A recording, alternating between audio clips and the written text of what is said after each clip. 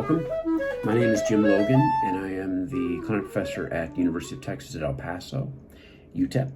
And today we're going to be looking at the first half of the first 2024 TMEA All-State, All-Region Etude, number 26. This is found on page 71. The tempo that I have provided for this particular etude is quarter note equals 100 to 120. Out of the gate, we got to be practicing this very, very slow, folks. This etude is going to show whether or not you have if you have proper hand position. Is what I'm trying to say, and by that, we need to be in the curved C, not pencil fingers, not the death grip, but a nice, relaxed, curved C. Where I see students initially really struggling in this etude is the third measure.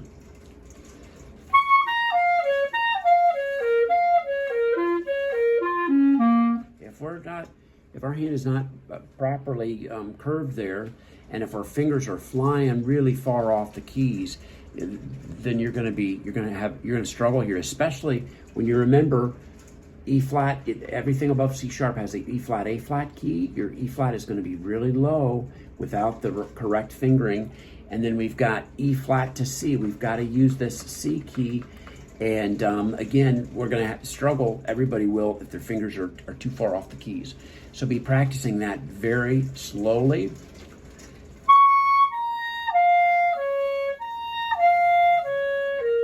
Is not too slow for that section, okay?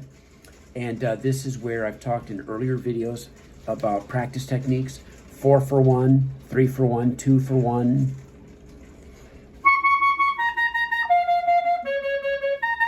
Etc. And then 3 for 1 and 2 for 1. And I would be practicing it that way for the whole measure. And then again, the rhythm change: long, short, long, and short, long, short, long. Okay.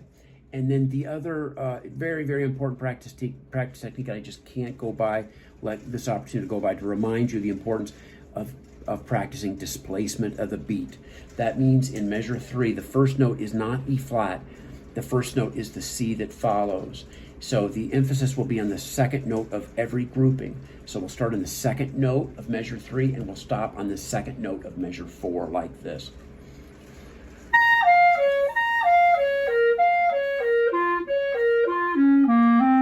You can practice that all slurred, you can practice it all tongued, you can practice using the articulation that's written here.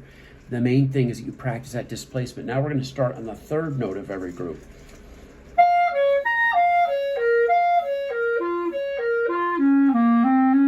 And the fourth note.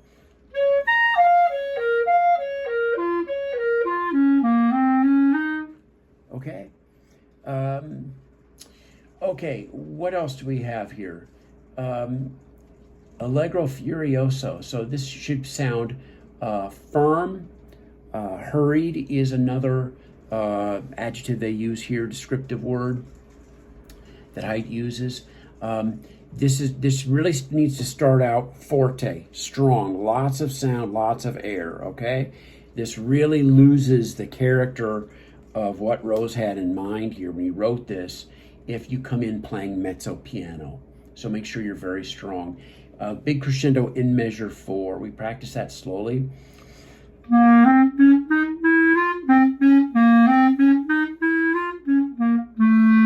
Subito forte at measure 5.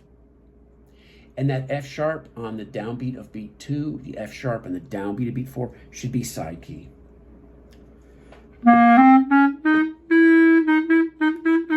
Flipping is trouble, trouble, trouble. So use that chromatic fingering, both bottom side keys along with the F key. And then the fork key should be used on the downbeat of measure 5 because we've got B to A sharp to B coming up. Right? And then the downbeat of measure 6, that B should be on the right side, folks. It's time to learn a new fingering that we've been using since 6th grade. B on the right, downbeat of beat 6, and then the C sharp on the right later on in beat 2. Okay? That D to C sharp, we keep all of that fingering in the right hand there without using the left hand. And the same thing in measure 7, B's on the right. And you can use your middle finger B on the downbeat of measure 8.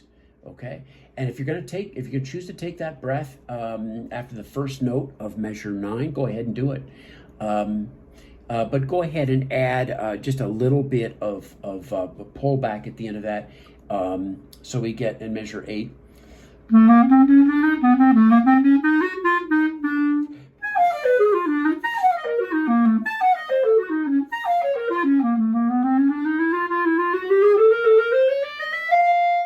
So usually when we pop up to those high notes, we want to back off a little bit, but he did give you artistic license here to go ahead and play out a little bit. Yeah, that's fine to do that, but no accent. It's not. No accents, no accents. So again, this is measure 8.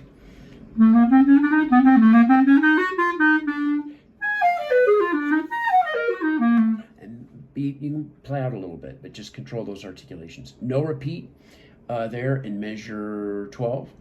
And then we have more of the same going into that next measure after the repeat sign. Again, B's on the right, folks. B's on the right. Use your side key, measure 14, your side key, F sharp there. Chromatic passage, right? E flat, E, F, F sharp, G. In fact, if you want to be, you could go ahead and use your chromatic finger there on that downbeat of measure 14. There'd be nothing wrong with that. And again, fingers close is going to rule the day. Those that have fingers close are going to rule that day because you've got the E flat on the left and C on the, or your E flat on the right and C on the left. Okay, beat 3, you can play that C on the right side.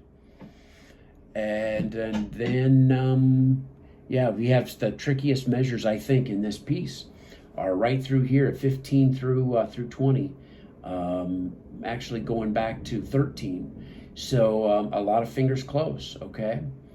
And this is basically a gradual crescendo from 16 up.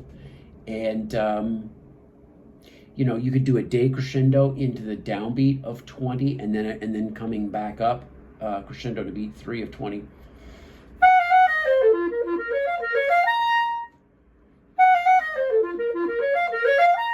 You could do that. There'd be nothing wrong with that.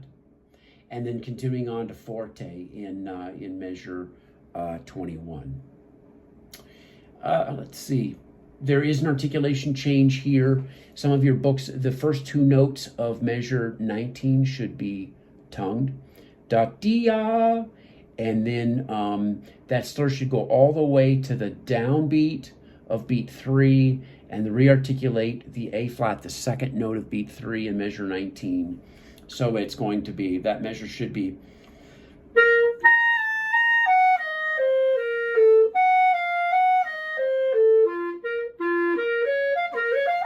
Okay. All right. I have some other things to say on this one. We're going to make this video a little bit on the shorter side. I like to split these up a little bit into smaller chunks. Please work hard on this. Practice smart. Practice slow, a measure, maybe even a beat at a time. But make sure everything is very even. These articulated passages could be practiced all slurred. You know, in measure, I'm talking about like measure 13. In measure 15. We're going to come back and talk a little bit more about this articulated stuff in 16, 17, 18, but practice those all slurred. So I'm officially calling this this etude from 1 to measure 15, even though we've gone a little past that. We'll review some of this on the next video. Okay, so stay tuned for the next iteration of this series, and the next video will cover soon the second half of your first etude. Okay, good luck.